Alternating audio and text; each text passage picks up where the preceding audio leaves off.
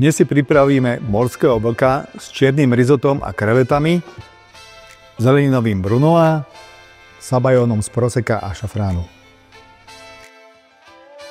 Očistené filety vložíme do solného nálevu cca na 30 minút. Vyberieme, oplachneme pod studenou vodou a osušíme. Vytvarujeme do požadovaného tvaru a zaťahneme pomocou potravinovej fólie. Zavákujeme a vložíme do sous vide na 45 stupňov cca na 40 minút. Vyberieme a vložíme do ľadovej vody. Odbalíme, osušíme, vložíme do 60 stupňového prepuseného masla spolu s cesnakom a tymiánom. Pred servisom opálime flamberom a dochutíme. Pri rybe sú dôležité aj prílohy, jednou z nich bude zeleninové brunoise. Všetku zeleninu nakráme na drobné kocky, tzv. Brunoise. Paradajky spárime, olúpeme a nakráme len mäsitú časť. Zeleninu samostatne zblanžírujeme v vriacej vode, schladíme v ľadovej vode. Na olivovom oleji krátko restujeme najemno nakrájanú šalotku a cesnak, pridáme zeleninu a krátko prehrejeme. Dochutíme kúskom masla, citrónovou šťavou, solou a korením.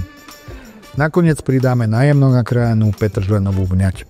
Ďalším krokom v recepte je čierne risotto, čiže ryža arborio s farbivom zo sépie. Na olivovom oleji restujeme šalotku do sklovita cca 5 minút.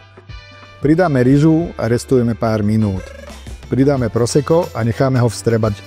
Postupne pridávame horúci rybací vývar a neustále miešame. 10 minút pred koncom pridáme sépiové farbivo a olúpané krevety. Odstavíme, pridáme maslo, parmezán a silno premiešame. Necháme oddychovať 3-4 minúty. Ďalším krokom je sabajón. Zmiešame vývar prosecco v hrnci a privedieme k varu. Pridáme strúčik cesnaku a necháme redukovať na polovicu.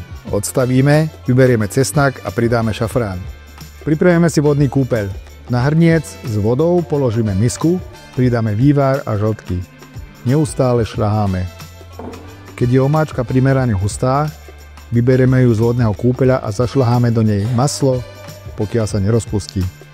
Dochutíme solou, kajenským korením a citrónovou šťavou.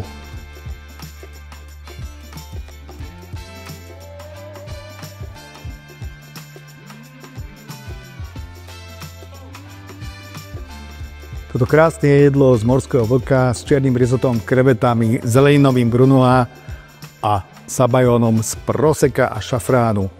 Čo viac dodať, len vám prajem dobrú chuť.